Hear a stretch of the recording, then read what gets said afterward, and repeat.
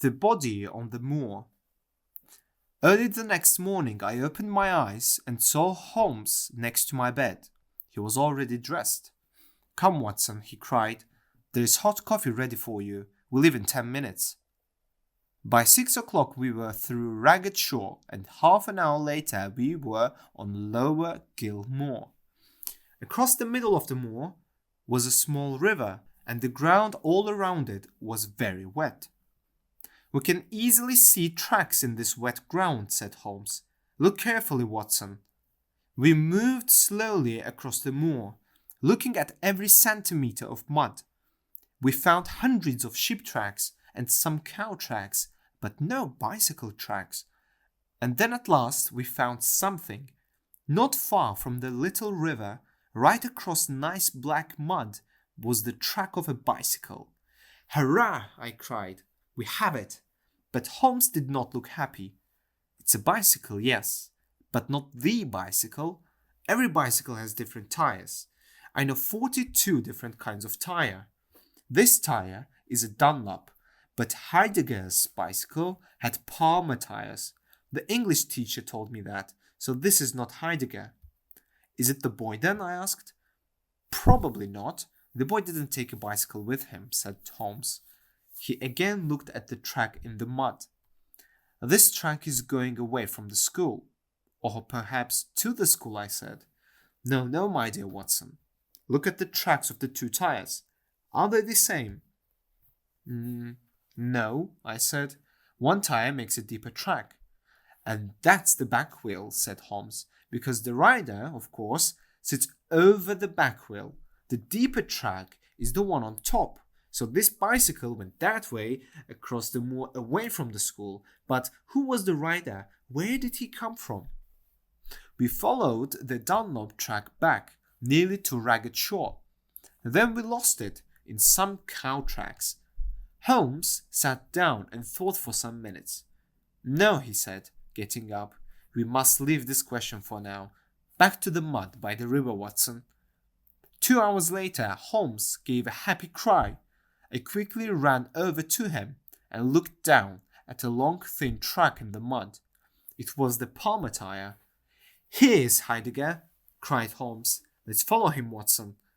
For a kilometre or more, we followed the Palmer tire north across the moor, losing the track, finding it again, losing it, and finding it. Suddenly, the track stopped. "What happened here?" I said. "Did he fall?" Holmes looked carefully on the ground. Then he moved to some small bushes with yellow flowers on them. "Look," he said quietly. On one of the yellow flowers there was something red, the dark browny red of blood. "Bad," said Holmes. "Bad. What do I read here? Something or someone hit him. He fell, he stood up, he got onto his bicycle again and rode away. But there's no other track. Some cow tracks here, but no footprints. We must follow the blood, Watson." We soon found the bicycle, and then behind the bush we saw a shoe and found a body. There was blood on the man's head and face, and he was very, very dead. He had shoes on, but no socks, and we saw a nightshirt under his open coat. It was the German teacher. "Poor man," Holmes said quietly. "What shall we do, Watson? We can't lose any more time, but we must tell someone about this poor man." "Shall I run back to the school?" I said. "No, I need you with me." Holmes stood up and looked around. "Look," he said, "there's a workman over there. He can go back to the school for us." I went and got the workman, and Holmes wrote a note for Dr. Huxtable.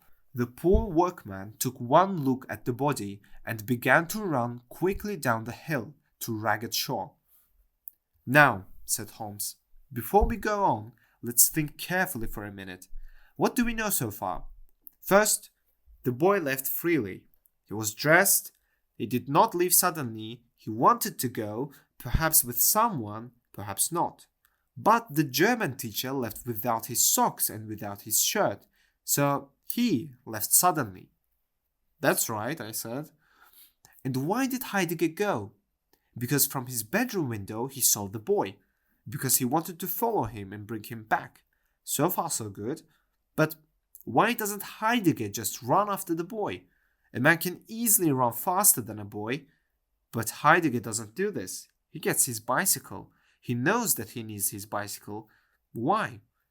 Ah, I said, because the boy has a bicycle. Not so fast, Watson. Think about it. Heidegger dies 8 kilometers from the school, so the boy is moving very fast because it is 8 kilometers before a man on a bicycle can get near him. And Heidegger dies because someone hits him very hard on the head. A boy can't do that, so there's someone with the boy. A man, let's say. But we looked very carefully at the mud all round poor Heidegger's body, Watson, and what did we find? Some cow tracks, but nothing more. No footprints from people, no bicycle tracks. Holmes, I cried. This is not possible. Very good, Watson, he said. It's not possible, so something is wrong with my thinking. What can it be? Perhaps, I said, Heidegger broke his head in a fall. In mud, Watson. Oh, I don't know. I just don't know. Come, Watson, said Holmes. Every mystery has an answer. But for now, the Palmer tire can tell us nothing more, so we must go back to the Dunlop tire. We found the Dunlop track again and followed it north. Here, there was very little mud, and we lost the track. Across the moor, we could now see Holderness Hall, some kilometers to our left, and in front of us we could see the Chesterfield Road. We walked down to the road and along to the Green Man Inn.